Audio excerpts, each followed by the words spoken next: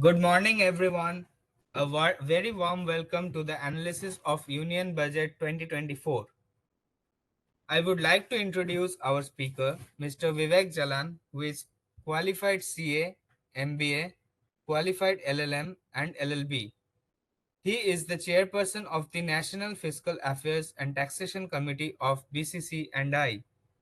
He is the regular speaker of various professional forums on the key areas of direct and indirect taxes. During the session, please put your video and microphone off. If anyone has any query, please write it in the chat box. We will answer all your queries at the end of the session. Now, I request Samir sir to say a few words. Over to you, Samir sir.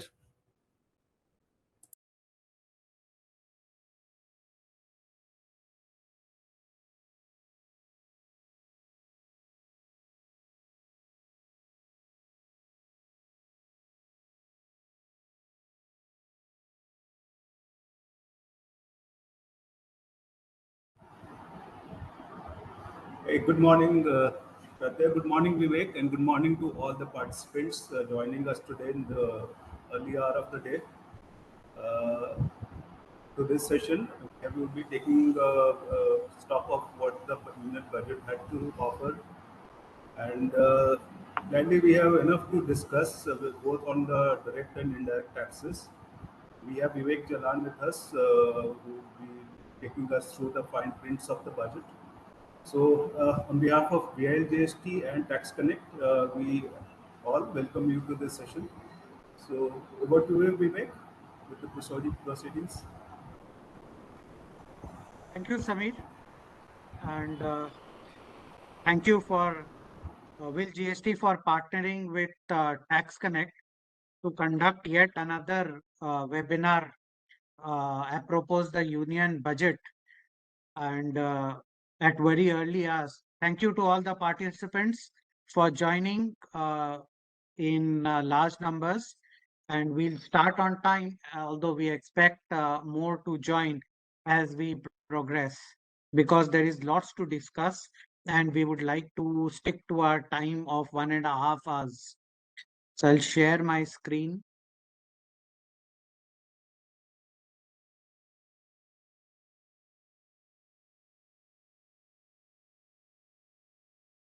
Pratya, is the screen visible? Yes, sir.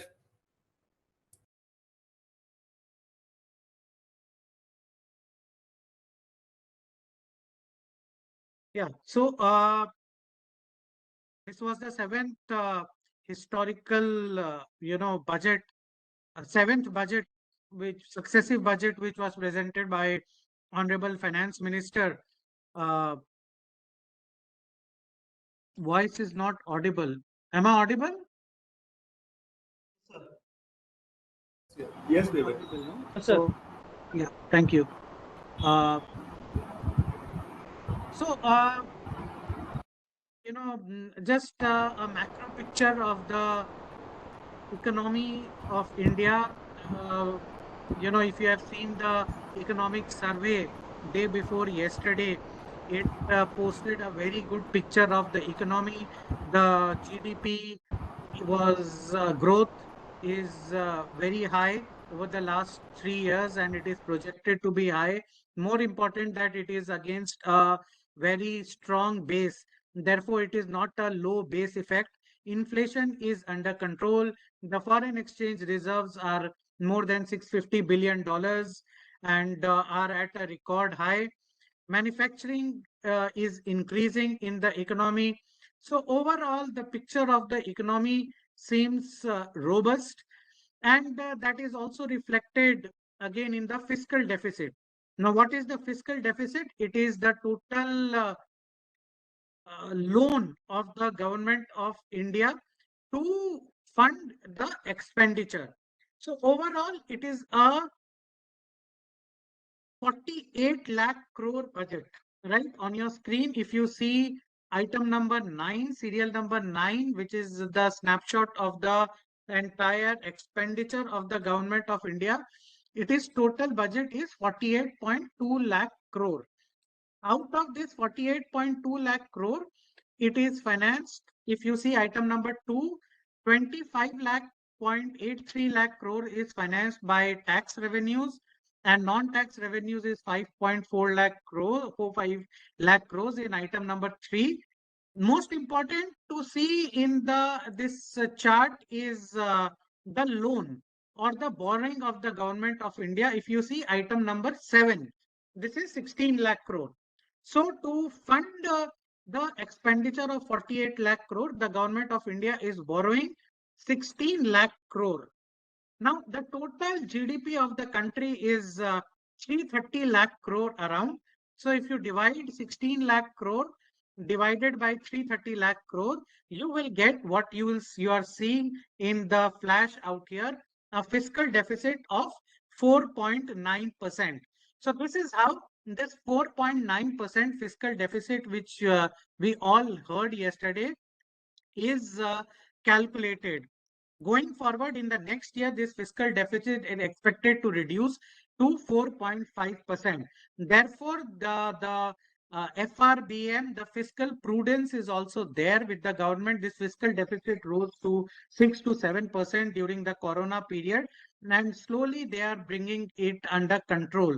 So this is a good sign for the economy as a whole. As far as tax receipts are concerned, if you see on your screen, we have started this financial year 24-25 against a tax buoyancy of 1.4.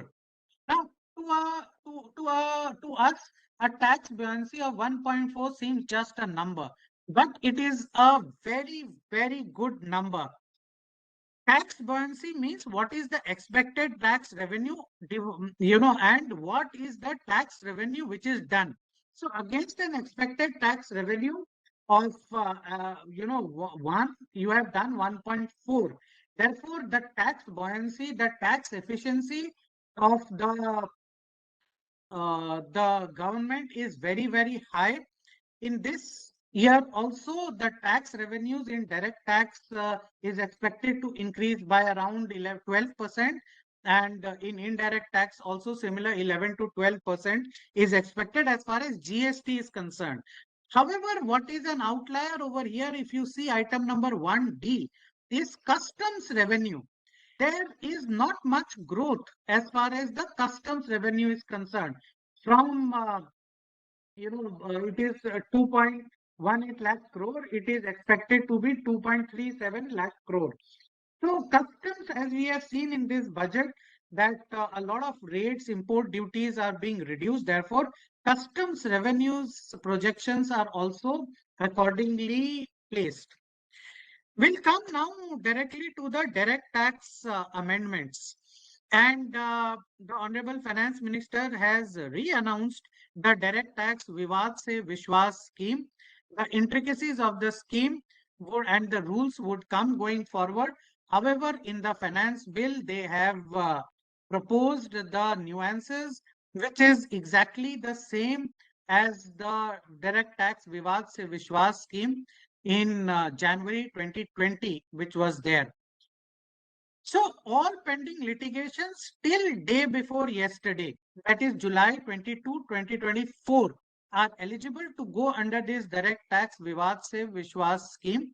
However, the litigations which have arisen due to search, requisition of documents, prosecution, etc., they are not covered under this direct tax Vivad se Vishwas scheme. The due date of payment, once this Finance Act is enacted, the due date of payment under this direct tax Vivad se Vishwas scheme would be 31st of December 2024 for the lower rate of payment. And with an extended higher rate of payment, the due date would be notified going forward. So this is the table which summarizes the direct tax Vivad se Vishwas scheme, which would be enacted by the Finance Act going forward. You see, they have broken up into two slabs. Those people who had an option for disputes which arose before 31st of January 2020, to go in the erstwhile direct tax Vivad se Vishwas scheme. For them, there is a higher rate of payment, and for those people with disputes or appeal proceedings pending after 31st January 2020, there is a lower payment which is envisaged under this scheme. So, if you see the fourth column on your screen, right? If you have an appeal proceeding which is pending after 31st of January 2020, you have to pay 100% of the disputed tax in case there is an order for tax, interest, and penalty. However, if you pay after 31st of December 2024, then the amount to be paid is 110% of the disputed tax. However, if your appeal proceeding is before 31st of January 2020, then you have to pay 110% of the disputed tax up to 31st of December 2020, and after 31st of December 2020, this amount would be 120% of the disputed tax, right? So, four permutations combinations. If you have any appeal proceeding which is pending after 31st of January 2020, then you have to pay till December 31st 100% of the disputed tax. After December 31st, till the time or the date which would be notified going forward, 110% of the disputed tax amount. However, if your appeal proceeding is prior to 31st of January 2020, then you have to pay 110% of the disputed tax till 31st of December 2024, and after 31st of December 2024, you have to pay an incremental 10%, that is 120% of the disputed tax, right? Now, in case you do not have a quantum demand, your demand only relates to interest or penalty or fee, right? There, if again the appeal proceeding is pending after 31st of January 2020, you pay before 31st of December 2024, you have to pay only 25% of the interest, penalty, or fee, as the case may be. However, if you pay after 31st of December 2024, you have to pay an incremental 5%, that is 30% of the disputed interest, penalty, or fee. For appeal proceedings which are pending before 31st of December 31st of January 2020, but if you pay by 31st of December 2024, you have to pay 30% of the disputed interest, penalty, fee. And if you pay after 31st of December 2024, then you have to pay an incremental 5%, or that is 35% of the disputed interest, penalty, or fee. Now, if the department has filed an appeal against you, then whatever you see on the table, right, 100%, 110%, 25, 30, what you see on the table, in case the department has gone against you in an appeal, then you have to pay 50% of the amount which you are seeing on the table in your screen, right? So this is the direct tax Vivad se Vishwas scheme. Friends, on the other amendments as per on the income tax front, you may have seen many of the analysis over the last few hours or so. So we will discuss on the important ones which may have been hidden somewhere in the finance bill, or which may have not have been analyzed much in detail. There are many provisions, many amendments on both direct and indirect. So we will go one by one, slowly and steadily. First of all, I think many of you has been, aggrieved by this angel taxation under 56 to 7B, right? Wherein for a closely held company, including a startup, a newly opened company, where the valuation of the share was higher than the face value of the share, and in the opinion of the officer that valuation was high, then any such share at a premium which has been issued to a resident, and after the last budget even to a non-resident, the share premium amount over and above the fair value, that would have been taxed as income from other sources, right? So this taxation, angel taxation, which was called in the normal parlance, created a huge hardship. No matter what you said to the assessing officer, no matter what valuation report you have shown to the assessing officer, there was always a dispute on the valuation, and 56 to 7B was invoked in most of the cases. Even we have gone to the ITAT in many cases, and even it was a pain to convince the ITAT also in such cases. From assessment year 25-26, angel taxation under 56 to 7B has been abolished in toto, where the share are issued to the resident or to a non-resident. So this is a very, very important amendment. It was a long-standing demand of the trade and industry. Even in certain sectors of the DPIIT, they have been requesting the Honorable Finance Ministry to abolish this angel taxation. As it is, if you have seen the economic survey day before yesterday, it is considered that the foreign direct investment in the country and the investment position in the country may see a dip going forward.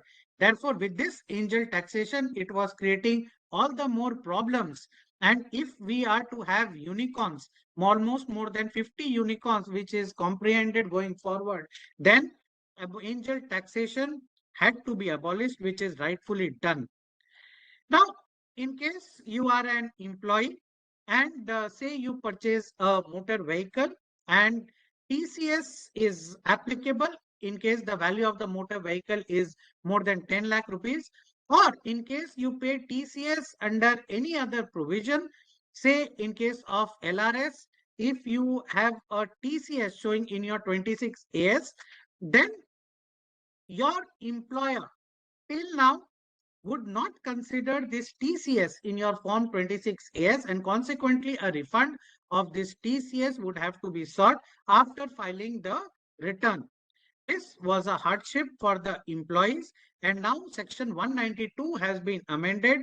So if you are an employer now, while calculating the TDS under section 192 for the employees, the form 26AS of the employees would also be taken as an evidence, and it would also be considered for the purpose of calculation TDS under section 192. So for all the corporates and the taxpayers and the employers who are have joined this webinar, a major amendment which needs to be taken care of from 1st October 2024. So you have to streamline, you have to sound off your HR department also, and you have to sound off your tax department, your finance department, so that TDS under 192 for your employees can be recalculated accordingly. Specifically, the impact of this would be seen in the month of January, February, March, when all the TCS credits would start be reflecting in the 26 years of the employees. Now, in case of late filing of the or late payment of the TDS, interest was applicable at the rate of 1.5% simple interest for a month of delay or a part of the month of delay. However, interest on late payment of the TCS was 1% for month or part of the month. Both of these have been aligned. However, please do not see the rosy picture. Both have been, TCS has been aligned to TDS. So now even the rate of interest for late payment of TCS would be leviable at 1.5% and not 1% for month or part of the month, right? Partnership firms taxation have gone about a tremendous change. Two important amendments for partnership firms. One is for the payment of partners' salary till a threshold of 3 lakh of book profit. The range of the partner salary was 1.5 lakh or 90% of the book profit, whichever is higher. Now this threshold has been increased from 3 lakh to 6 lakh rupees, and the threshold for payment of partner's salary is increased from 1.5 lakh to 3 lakh rupees. 90% of the book profit remains the same. However, another very important amendment, I'll take you to the slide where it is mentioned.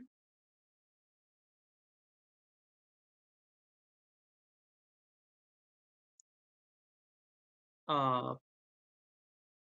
yeah, we can go through the slide. Another important amendment for partnership firms is that till now, what we used to do in a partnership firm, we used to pay the partners. There was no TDS applicability for payment to the partners. And at the end of the year, we used to calculate as to what would be the taxation in the hand of the partner, what would be the taxation in the hand of the partnership firm, so as to reach the optimum taxation for the group of partnership firm and the partners taken together, because there was no TDS applicability on payment to the partners. Now, a 10% TDS under section 194 capital T has been introduced for payment of remuneration, bonus, commission, by whatever name called, to the partners. Therefore, from now, whenever you are paying the partners, then you have to deduct 10% TDS. A good thing is that the partners had to pay a lot of advance tax because there was no TDS which was deducted by the partnership firms. So now the advance tax gamut would reduce a little bit. However, the partnership firms have to do their planning, from day one as to how much amount of uh, salary or remuneration they want to pay to the partners and how much amount of profit they want to pass on to the partners. So that tax planning or computation has to be done in the initial part of the year rather than pushing it back to the end part of the year. Claiming of TDS on minors in the hand of the parents, or TCS on minors in the hand of the parent. Now, specifically after this TCS, in case of LRS under 206C(1)(g), what happened in case a parent is paying to a minor, then a TCS needs to be paid by the parent, right? For LRS, for medical treatment, for studies, for loan, whatever the case may be. However, the minor may not be filing the return of income, and therefore it was seemingly difficult to claim the refund of this TCS. Now, it has been provided that this TCS can be claimed by the parent. However, very important to note is that it is mandatory that the income of the minor also has to be clubbed in the hand of the parent, right? It cannot be that the income of the minor is not clubbed in the hand of the parent under 64(1)(a) and TCS credit is claimed. In case this is done, then it is mandatory that or would be pertinent that a scrutiny would be invoked in such cases of claiming of TCS. Distribution of income of the company for buyback of the shares. Now, in the last few years, the taxability of dividend has been shifted from the companies who are paying the dividend into the hands of the recipient who are receiving the dividend. So dividend distribution tax was abolished and dividend was taxed in the hands of the recipients. Companies also distribute their profits or the surpluses by means of buyback. In this budget, it has been provided that the income or the receipts from the buyback of the shares would be deemed to be dividend in the hands of the recipient and would be taxable in the same way as in dividend. Now, the question is, and an important question is that what about the cost of the shares which was spent by the person for purchase of the shares?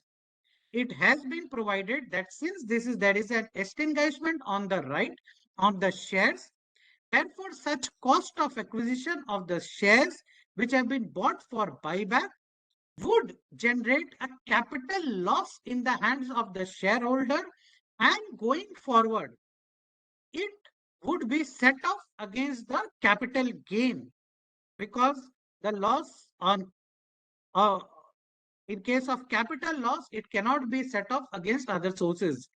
So this loss which is generated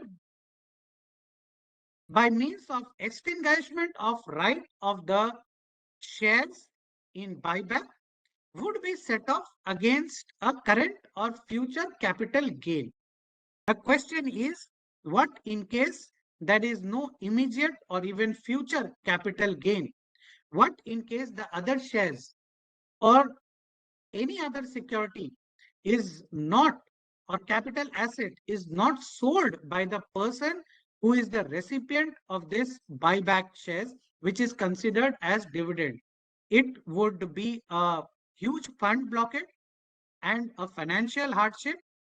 So it would be represented going forward by the various chambers of commerce, we are sure, and the associations that this provision needs to be adequately amended. Let us understand by means of this example, because this is a very important provision. Let us understand by means of an example. Say in 2020, you have bought 100 shares at the rate of 40 per share, right? So total cost of acquisition is 4,000 rupees. In 2024, say on 24th of July 2020, on 1st of October 2024, because these provisions would come into effect from 1st of October 2024, 20 shares are bought back at 60 rupees. So under this provision, the income for assessment year 25-26 in the hands of the recipients of this amount for buyback of the shares would be 60 into 20. That is 1,200 rupees. Therefore, what is the capital loss in case of such buyback, which would be booked by the recipient? That would be 40 rupees per share into 20. So 800 rupees would be the capital loss. See, there is no further capital gain in assessment year 25-26. Now come to assessment year 26-27, financial year 25-26. Out of the 80 shares balance, 50 shares are sold in 25 at the rate of 70 rupees per share. So what is the sale value? 70 into 50, that is 3,500 rupees. What is the cost of acquisition? 50 shares at the rate of 40 rupees, that is 2,000 rupees. What is the capital gain? 1,500 rupees. Now, this carried forward capital loss of last year, that is 800 rupees, would be set off against this capital gain of 1,500 rupees, and capital gain chargeable after set off would be 700 rupees, right? So, in hindsight, why you are paying as deemed dividend 1,200 rupees in assessment year 25-26. However, the cost of acquisition of 800 is only being set off in the next year, right? So this would create a fund blockage for you on the one hand, and on the second hand, we are taking a good scenario that in 25-26 financial year, you are getting a capital gain on sale of shares. What if there is no more capital gain? What if all 100 shares are bought back? In that case, this capital loss would continue to be carried forward. Therefore, it is pertinent that this amendment need to be represented again in the post-budget representation by the associations and the trade bodies. It would be a financial hardship for the recipients of the buyback of the shares. Very recently, we are seeing that the trading in the future and options are increasing. The government does not want to propagate a lot of trading into derivatives, and therefore they have increased the security transaction tax from, in case of options, at the rate of it was earlier at the rate of 0.0625%. It is increased to 0.1% of the option premium. And in case of sale of futures, it is increased from 0.125% to 0.02% of the price at which the futures are traded. However, this is expected to be effective from 1st of October 2024.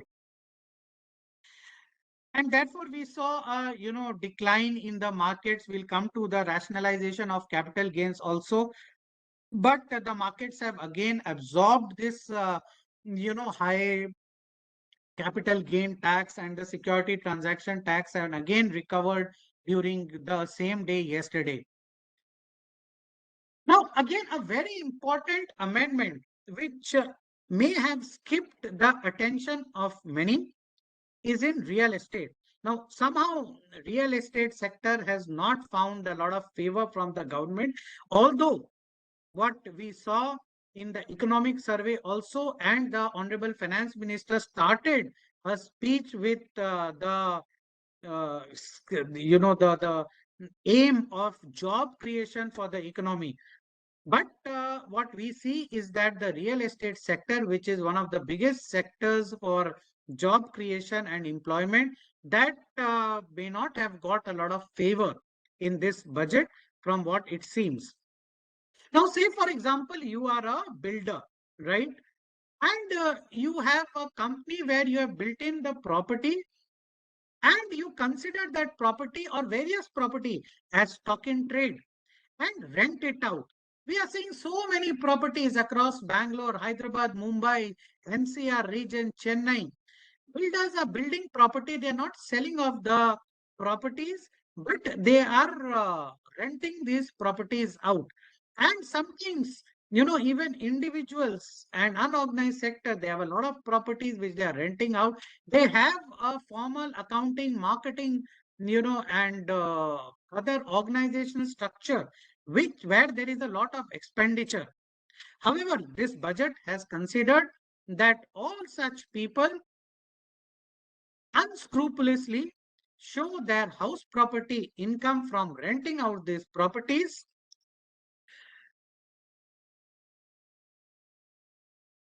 in under the head PGBP, right? So they shift from income from house property to PGBP and claim certain deductions which may not be eligible to them. So this budget has brought in a flat provision wherein in case you have a house property and you're renting it out, it would be taxed under income from house property and not under the head of PGBP. Therefore, you would be eligible only for that 30% standard deduction and other municipal taxes and other some interest payments in under the head income from house property, and not the higher deductions for business expenditure under the head PGBP. This may create certain hardships for those who are actually in this trade of renting out of properties. We have already discussed TDS on partners payouts under section 194 capital T, which has been introduced. TCS under 206C is on various products, including motor car, where the value of the motor car is more than 10 lakh rupees. Now the government feels that HNIs are spending a lot of money on luxury items, and similar provisions would be brought on other luxury items, right? So just like TCS on motor cars, TCS would be applicable on other luxury items where the value of such luxury items is more than 10 lakhs of rupees.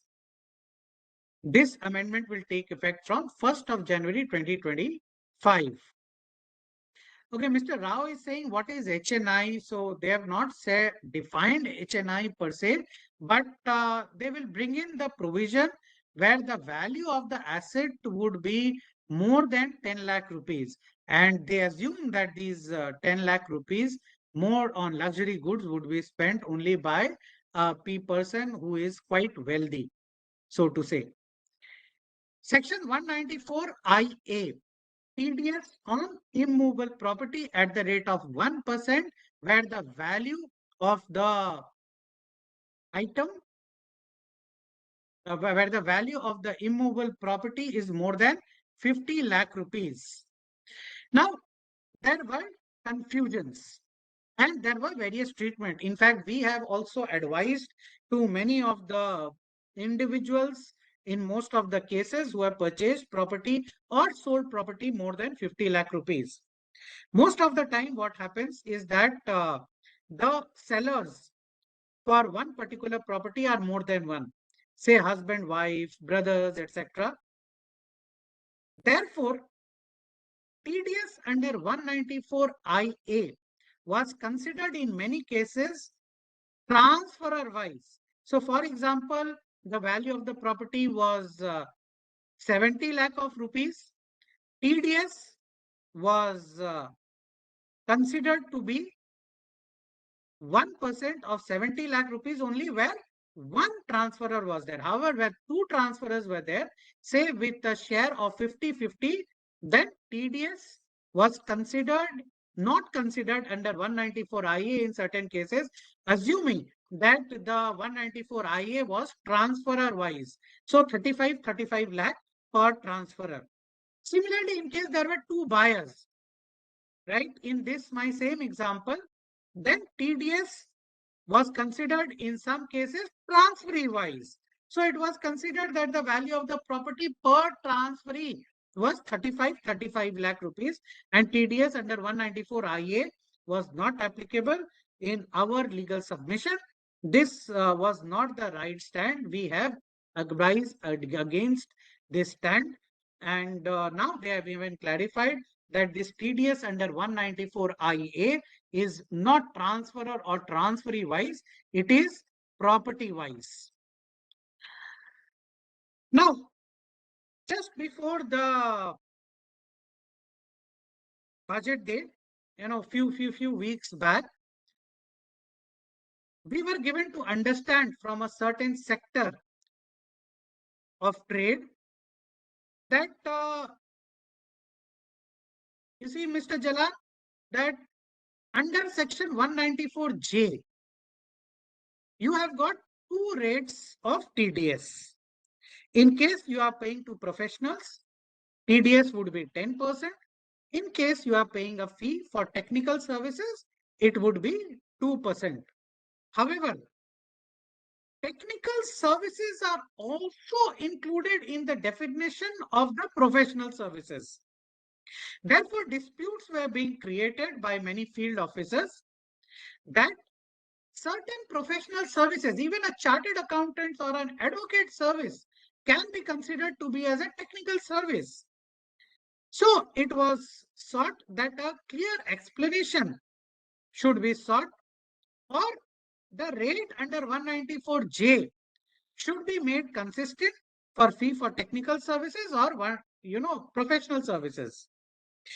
They have done just the opposite.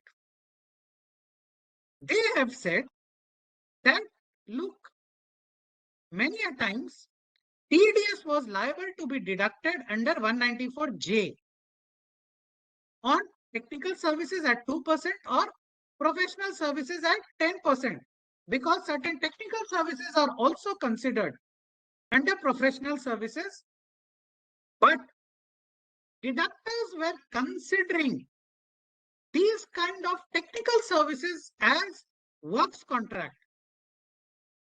Under the definition of works in section 194C, and were levying TDS at the rate of 1% or 2% as the case might be under 194C. Now they have brought in a provision under 194J that in case a particular payment would be considered under 194J, then it should not be considered as works under 194C. So more to add to the confusion. So now, whenever you are making a deduction under 194C, be careful to see whether 194J, even indirectly, would be applicable or not. In case you feel there is a semblance of applicability of 194J, TDS should be applicable under 194J and not under 194C. So it is very, very important amendment. Every day we are making payments under 194C and deducting TDS therein. Now, a further application of mind is required when you are deducting TDS in case of technical services or works contract. Again, an important amendment which may have skipped people's eyes, businesses' eyes. You can go to my YouTube channel. I have discussed this in my video yesterday also, right? You see, under section 37, general deduction, deduction is not allowable in case it is considered to be due to a payment due to infraction of law, contraventions, or for a benefit which should not have been provided. We have seen last to last budget on the payment to the doctors, etc. Section 37 was amended accordingly. Now, they have proposed to amend section 37 to provide that settlement of certain proceedings and the payment consequent to such settlement of the proceedings due to an infraction of law would be considered to be as related to a contravention and would not be allowed as a business expenditure. What are these contraventions would be notified going forward. Now, friends, we would discuss going forward. You can go to our YouTube channel. Apropos the 53rd GST Council meeting also we have discussed.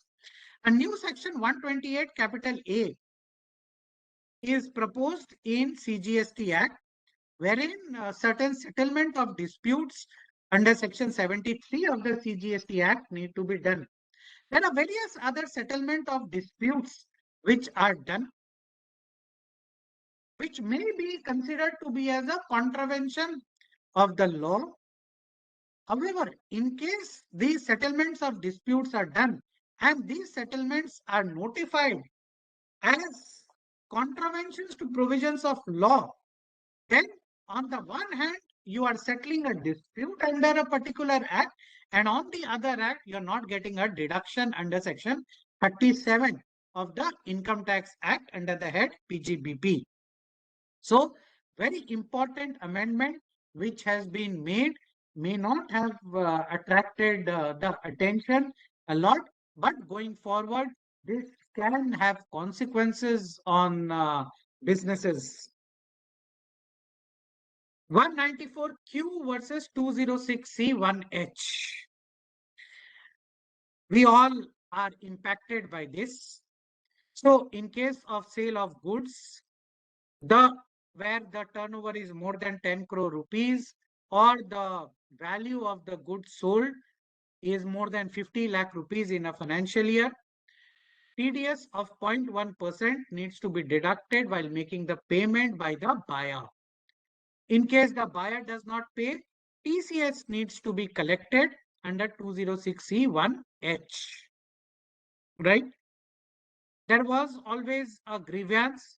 Even we have represented before the Honorable Finance Minister, before the Ministry of Finance, that this dependence of 194Q and 206C1H should not be there. In this budget, they have given some relief, but again, we feel this is more of a procedural hardship than an actual relief. They have said, in case you have such a kind of hardship, then for the buyer side, please take from the seller side, please take a low TDS deduction certificate under 197, or in case of buyer side, take a low TCS certificate under 206C clause 9. And there would be no TDS or TCS accordingly. Friends, every year, we have represented before the ministry that this 197 also should be amended going forward, because every year to take a low deduction certificate, it is a big hardship. And now they have brought in 194Q and 206C 1H also out here. So while it seems that some part of this conundrum is resolved, however, we feel that still a lot of path to be traversed. Okay, so certain the exempt enterprises like non-profit organizations would be exempt from TCS, that would be notified going forward. Time limit to file correction statement in respect of TDS or TCS statement. Previously, there was no time limit. Now it is stated at 6 years. In case of failure to furnish TDS return, you could furnish by 1 year. However, they have reduced the time limit for the invocation of penalty under 271H for failure to furnish TDS or TCS returns to 1 month. So now 271H would be applicable in case TCS or TCS returns are not filed within 1 month of the due date. Personal taxation, I think lots and lots have been discussed on this. Standard deduction for salaried employees, all of the employees out here in this webinar. So standard deduction, we have represented, and it is bang on. We had also expected it to increase from 50 to 75. It has so increased. Family pension threshold increased from 15 to 25. And 80CCD2, contribution to employees against pension scheme, has been increased from 10% of the salary to 14% of the salary and DNS allowance. So overall, while the Honorable Finance Minister in a budget has also stated that there is a benefit of 17,500 rupees, but we feel that this benefit, including 80CCD2, would go up to around 30 to 35,000 rupees for salaried employees. So we always get a representation from salaried employees that salaried people need a lot of relief. This time, I think salaried class has got a lot of relief. So one of the participants was talking about capital gain simplification. Here we are to discuss threadbare on capital gain simplification. 6 amendments in capital gains. First of all, there will be only 2 holding periods. Flat. For listed securities, holding period would be 12 months. For all other assets, it would be 24 months. So for certain gold, debentures, bonds, the holding period was 36 months. Now that gets reduced to 24 months. In case of immovable property, the holding period was 24 months. It remains 24 months. Short-term capital gain under 111A rate has been increased from 15% to 20%, right? So this is a hit for the capital markets, and that is why capital markets were down, but they regained. Long-term capital gain under 112A on listed securities is increased from 10% to 12.5%. All long-term capital gain is increased or reduced, and there is a flat long-term capital gain rate at 12.5%. However, the exemption under 112A in case of listed securities for long-term capital gain, that increases from 1 lakh to 1.25 lakh rupees. And the biggest amendment as far as long-term capital gain is considered, and as far mainly for immovable properties, it would impact real estate, as I said in the beginning of my presentation earlier. Indexation has been abolished. So let us understand by means of an example. If you purchase a 1 crore rupees property in financial year 1920, you sell it yesterday on 23rd of July, you would be taxed at, and the sale value is 1.25 crore rupees. So on this 25 lakh rupees of capital gain, you would be taxed 12.5%, that is 3.12 lakh rupees. However, had you sold this property on 22nd of July, one day before the budget, then due to indexation, there would be no long-term capital gain, right? So friends, this is the impact which we have explained by means of a simple example. However, now there is parity between resident and non-resident assessees capital gains, and corresponding amendments have been made in 115 AD, AB, AC, ACA, 115E to bring them at par with residents. Welcome move on reduction of TDS rates on various sections where it was 5%, now it is reduced to 2%, right? Primary among them is 194 IB for payment of rent in case of individuals, etc. The TDA of more than 50,000 rupees per month, it is reduced to 2%.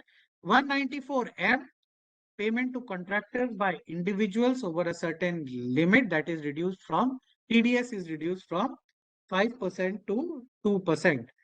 Other than this, insurance commission 194D, DA, GH, the rate is reduced from 5% to 2%. Yeah, again, the new slabs for the new regime, two changes in the slabs in case of new regime. 3 lakh to 6 lakh was 5%, it becomes 3 lakh to 7 lakh. So on the incremental 1 lakh rupees, 15% is the saving. From 6 lakh to 9 lakh, it was 10%. Now it becomes 7 lakh to 10 lakh. Again, on the incremental 1 lakh, 5% is the saving. So a total on 2 lakh, 5%, 10,000 rupees is the saving as far as slabs in the new regime under 115 BAC is concerned. Yeah, standard deduction, NPS and family pension, all of that we have discussed in the previous slide, all are related to new tax regime, right? So now there are no more changes in the old tax regime, and we expect going forward, maybe the old tax regime would be also taken off. So already the Honorable Finance Minister has stated that more than two-thirds of the taxpayers have shifted to the new tax regime or gone to the new tax regime. Even in case of companies, she has cited that 58% of the companies have also shifted to the new tax regime for the companies, that is without exemption. So going forward, we see the plan and the direction of the ministry and the government is very, very clear. It wants to go to a exemption free income tax regime, and Honorable Finance Minister was very, very clear that, and she started the part B with the fact that entire income tax regime, income tax act would be revamped, revised in the next 6 months. So the budget of 1st of February 2025 becomes very important, and lots of work for all you, all the participants, all the taxpayers going forward in the coming 6 months, as the Income Tax Act would be completely revised and revamped. Tax incentives for IFSCs, we have seen lots and lots of tax incentives for IFSCs. They have provided few more to, and special funds, including retail funds and exchange traded funds, are coming within the ambit of the IFSC, provided they are granted this certificate by the authority IFSCA. Venture capital funds were outside the ambit of source of funds under Section 68. Now, venture capital funds, even formed at IFSC, would be beyond the ambit of Section 68 in far as tracing the source of funds is concerned. In case of associated enterprise, for an enterprise in IFS, a taxpayer in the IFSC, thin capitalization requirement would not be applicable for finance companies in IFSC. So in case of borrowing from an associate enterprise, in case of an enterprise in IFSC, thin capitalization provisions would not be applicable. In case of domestic cruise ship operation by non-residents. So for example, there are two non-residents, both are the subsidiaries of a same holding company. One non-resident provides the ship on rent to another non-resident. Now this non-resident, which is a domestic cruise, it may come under the presumptive taxation under the new section 44 BBC, and the rate of tax would be 20%. And also supplementing this, the rental income of the other subsidiary of the same holding company would be exempt. So for domestic cruise, we have recently seen a furor in case of the discussion with Maldives, which India had, and the Honorable Finance Minister also promoting Indian tourism. So now the Finance Ministry is also promoting domestic cruises. They are saying that even the foreign cruises come to India, and do business in India rather than Indians going abroad and for foreign cruises. Block assessments for search or requisition under 132, 132A would be now considered for a block of 6 years at a go rather than individual year wise. There was a lot of hardships we have seen over the last few years in case of 132, 132A, which was revamped earlier. So there would be a consolidated assessment for the block of 6 years. Now, tax rate in case of this block assessment for 132, 132A would be 60%. Penalty would be 50% of the tax. So 50% of 60% would be 30%. So the total payout in case of block assessments in 132, 132A would be 90%. So in case of search and requisition of document cases, the government retains 90% and you would get only 10% of the income. And mind that, please see the the portion in bold on your screen. Presently, they are saying no surcharge or interest would be applicable on this 90% payout. But maybe going forward, they may seek to introduce surcharge and interest. So in case of block assessment under search and requisition of documents, maybe the government would take more tax than the income itself. Notices under 148, the time limit has been increased under 148 from 3 years to 3 years, 3 months. However, for more than 50 lakh rupees of income escaping assessment, the time limit has been reduced from 10 years to 5 years. Right? There are various other amendments under the, for reassessments, which you can go through at your own pace. Rationalization of time limit for filing appeals at the ITAT. Now, this is an amendment for the field officers. However, it would benefit assessees also. The time limit for filing appeals before the ITAT is 60 days from the end of the month in which the order is uploaded on the website, right? And not from the order date. Trusts and non-profit organization, there were two tax regimes under 1023C and 12A. Now, going forward, there would be one tax regime under section 11 and 12A. And this first tax regime under 1023C would be merged into the second tax regime. However, in case any organization is registered under 1023C before 1st of October 24, it would continue to be registered. In case any organization, non-profit organization has applied for registration before 1st of October 2024, then the application would be processed. However, after 1st of October 2024, no application under 1023C would be processed. Such applications would be processed only under 12A, right?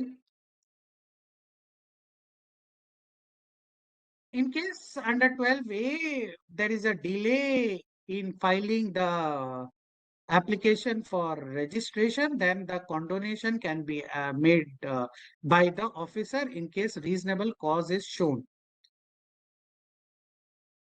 Same with 80G, right? Now, merger of the trust, in case one trust merges into another trust, then consequently, for the trust which is merged, then the exit clause and the tax on the accredited income would be applicable. Now, this is a welcome move in case of merger of the trust, then exemption would be applicable even to the merged trust and no exit clause would be applicable. Corporates were considering ESOPs as a gift from the company to the employee. They have said ESOPs are not gifts and therefore they would be taxable. Rightly so. Foreign tax credit, right? Now, foreign tax credit. In case, say you are a foreign tax income of 100 rupees and there is a tax payment in the foreign country of 10 rupees, many taxpayers, they were taking a benefit of the tax credit of 10 rupees. However, they were offering only 90 rupees. That is the net amount received by them for taxation in India. This was not correct.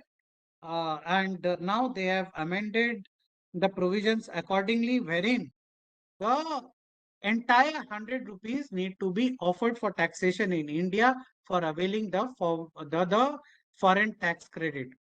Equalization levy of 2% has been removed, but equalization levy of 6% remains.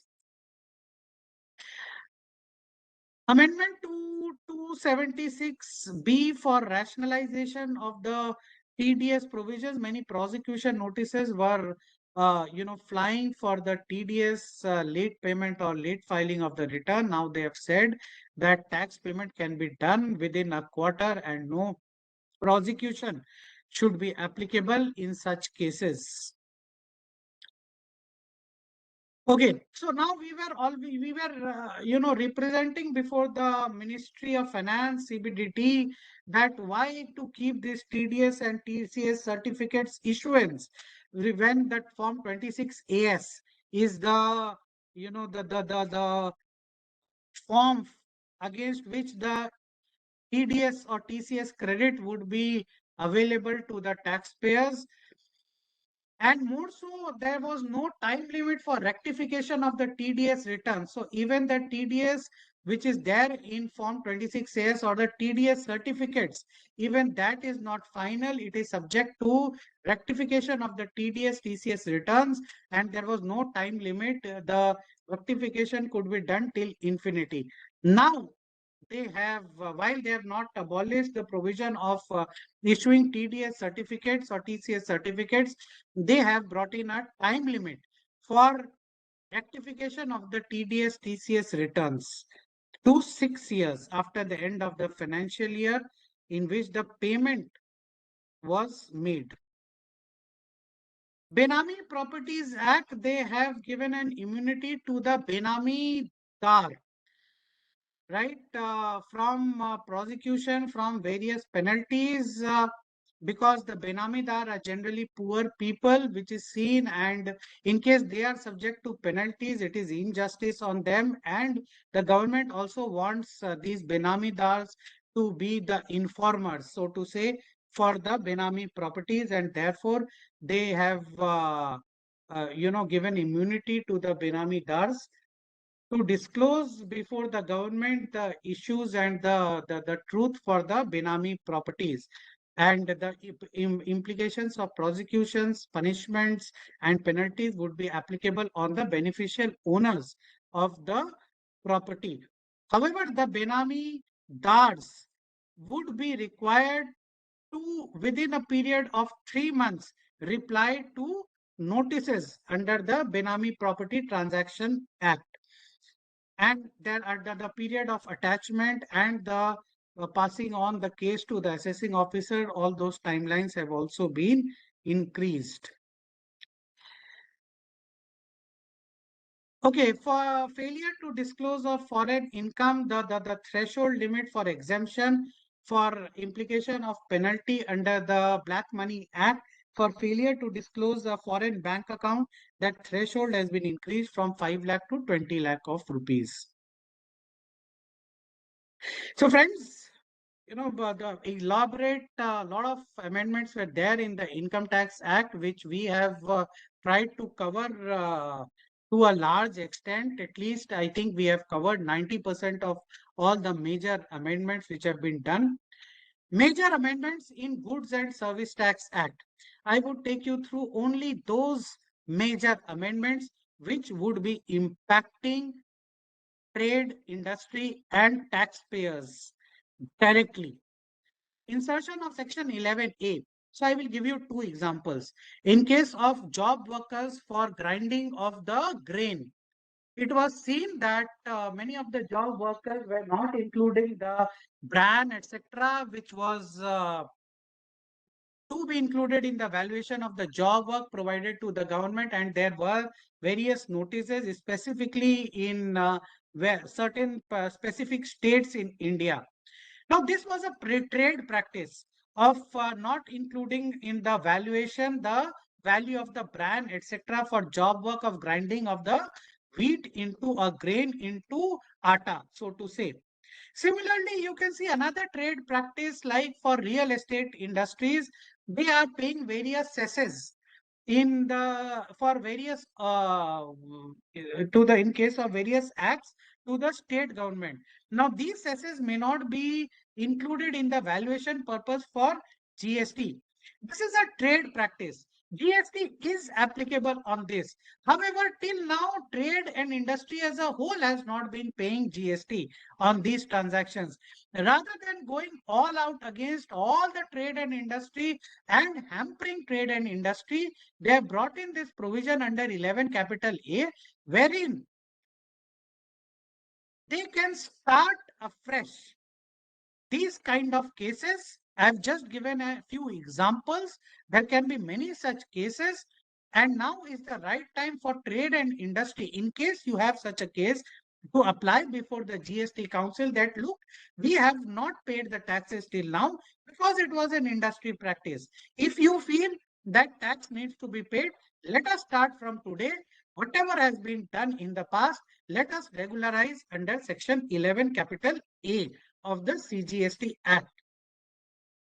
Very recently in the 53rd GST Council meeting, we have seen that you can pay RCM currently, which has been forgotten under 31(3)(f), and take the input tax credit. Consequential amendments have been made in the time of supply provisions under 31(3)(f) and 13(3) of the CGST Act.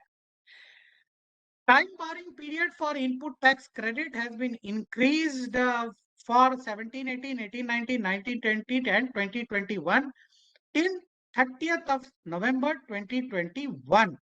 16.5 and 16.6 have been amended.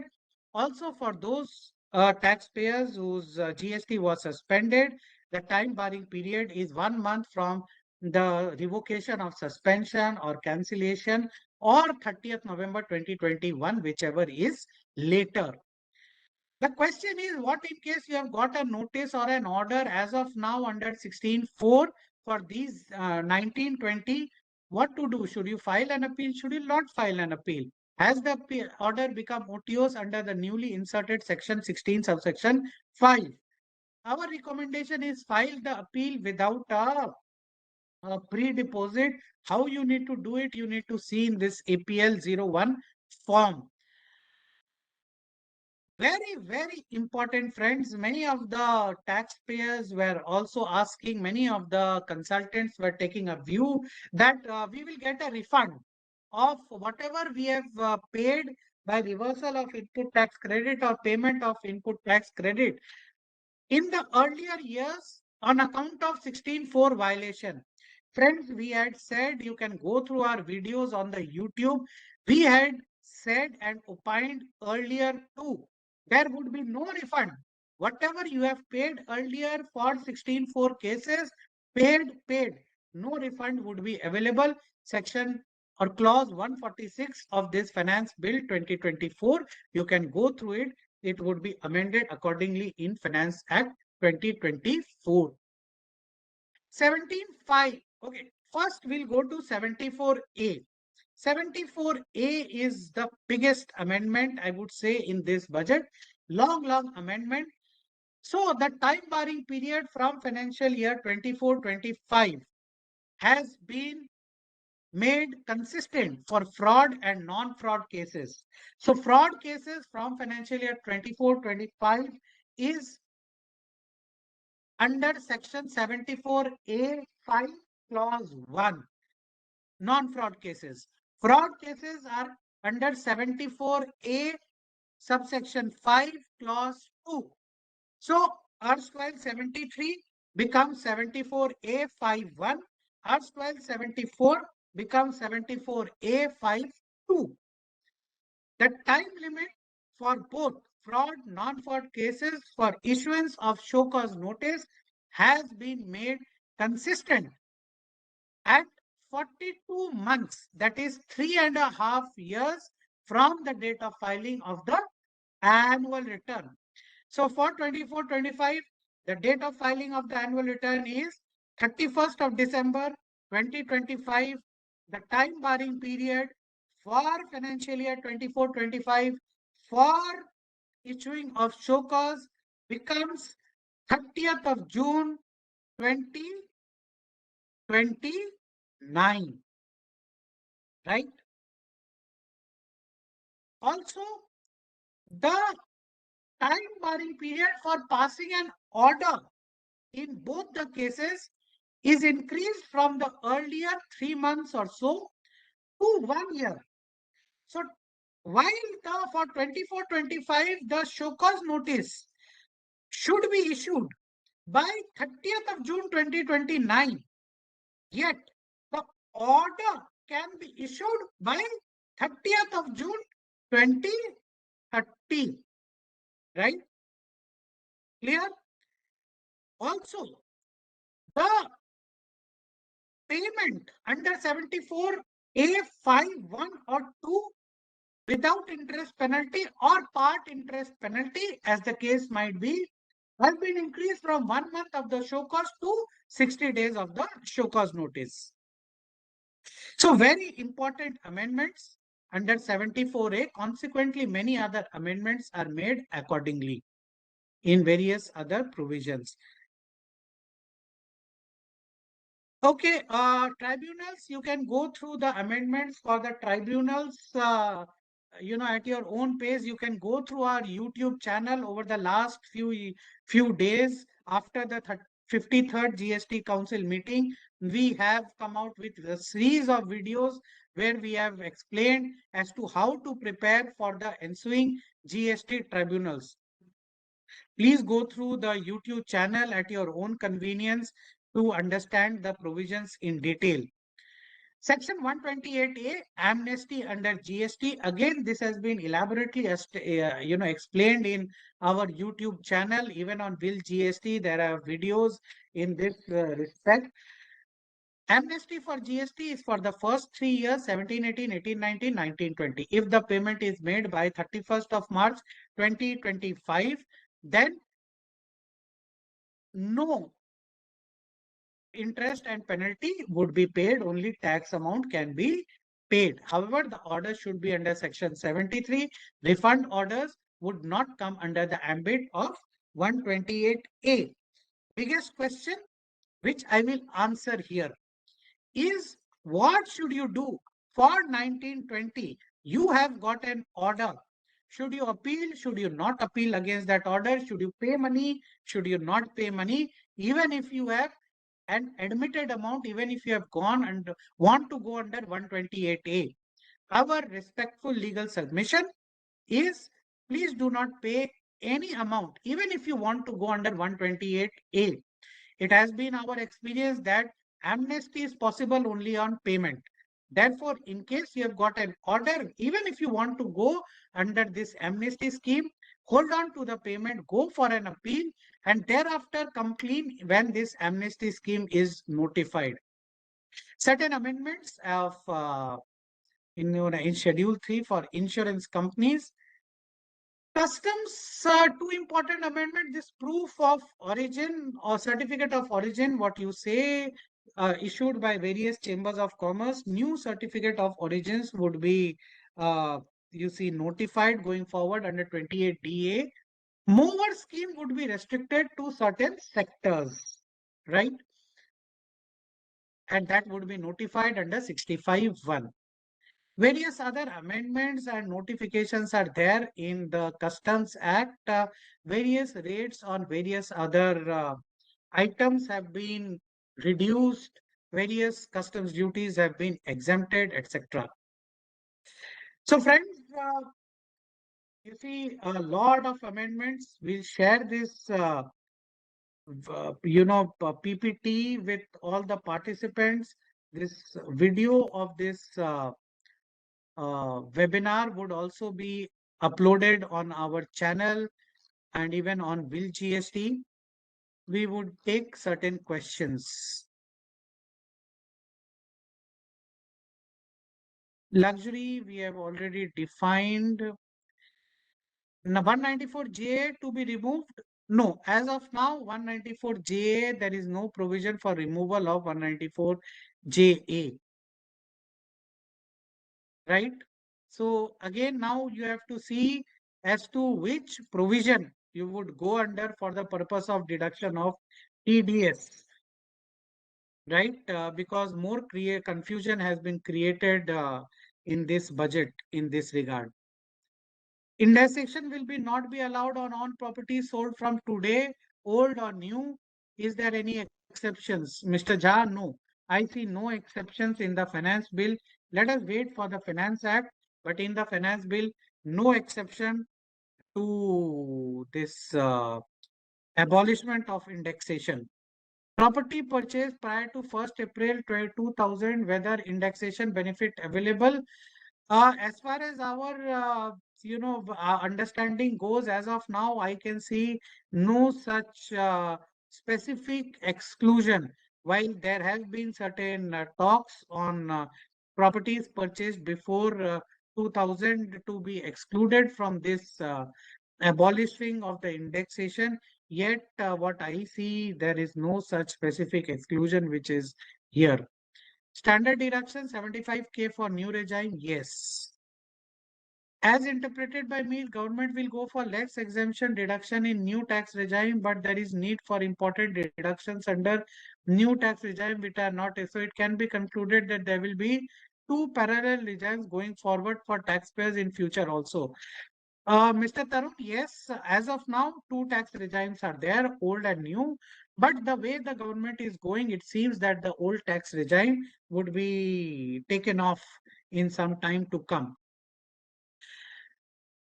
Capital loss arising on buyback to be set off against STCG or LTCG. That is dependent upon the capital loss. Mr. Jha says we filed an appeal before the assessing officer for ITC. Oh, this is on GST. So we filed an appeal before assessing officer for ITC late claim beyond September. Can we get a refund of 10% mandatory deposit? Yes. In this case, you can go for a refund because you have not admitted and paid. You have paid only a pre-deposit. Please explain 17.5 amendment. Okay, 17.5I of CGST Act has been amended. So, yeah, very important. In fact, I missed this important amendment. So, section 74A has not been considered to be as a constraint under 17.5I. Therefore, whatever tax you pay, input tax credit, of that is available. Earlier, in case after the show cause is issued under 74, in case you made any payment, then input tax credit would not be available to the counterparty. Now that after introduction of 74A from financial year 24-25, that restriction has been removed. And now, even if you make a payment after show cause under 74A, input tax credit may be available to the recipients.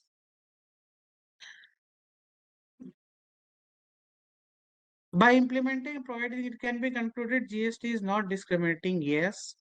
Standard deduction and new tax slab applicability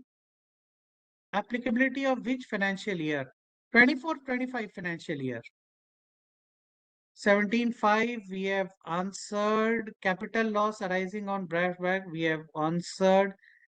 Can we take 2000 valuation or would be the original cost since indexation is abolished? I said, Mr. Hari, that indexation is abolished fully from what we understand from this finance bill. Okay. New tax slab change and standard deduction applicable from which financial year? So as I have explained, it is from financial year 24-25 from what it seems. So thank you very much to all the participants for joining in this webinar. We have tried to answer all the queries which were asked also. we will soon be conducting a webinar, lots of amendments, and in August we'll have the 54th GST Council meeting also. Thank you very much to Will GST for participating, and thank you very much for Team Tax Connect for getting through this webinar in such short span of time. Thank you very much, all. Over to you, Pratyay and Samir. Thank you, Vivek. Thank you so much for taking us through this very detailed discussion on the budget. Extensively covered the direct and indirect taxes. If you have any queries, all the participants, if you have any queries, you can put it us on mail also, and we can get it revert from Vivek and come back to you on that. Uh, have a nice day, and look forward to seeing you again in the next session. Over to thank you, Vivek, for this discussion. Thank you, Samir. Thank you, Vivek sir, for this wonderful deliberation. Thank you, Samir sir from VLGST for coordinating with us. Thank you all the participants for attending the webinar. We conduct such webinars every month and we hope we will get you in the upcoming webinars as well. We will shortly share PPT and video link to all the participants. Thank you all once again. Have a nice day.